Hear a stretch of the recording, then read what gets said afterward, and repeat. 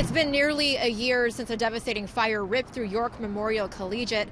Since then, this site has been vacant as school board officials try to determine what the future of the school will look like. Tonight, options are being put forward, including building a new school here, as well as consolidating two area schools.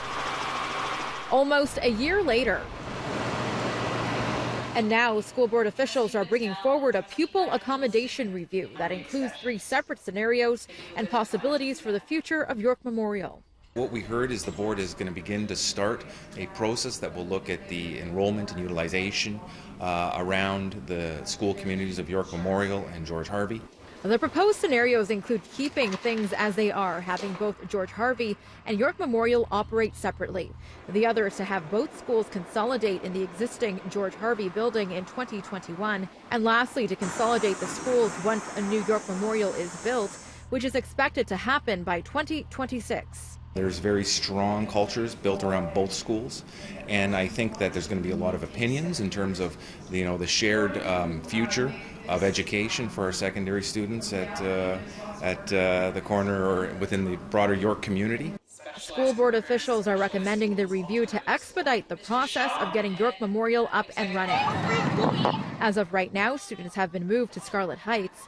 Officials also want to address the underutilization of George Harvey, which is operating at 37% capacity, well below the 65 outlined in the TDSB's accommodation policy.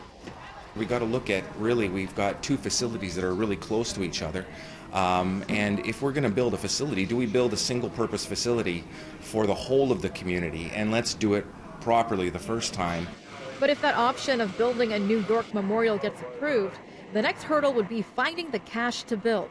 York Southwestern trustee Chris Tonk says they'll have to look to the Ministry of Education for help. We may need some additional money from the Ministry of Education to support this venture and really build a modern facility as we go forward in the future.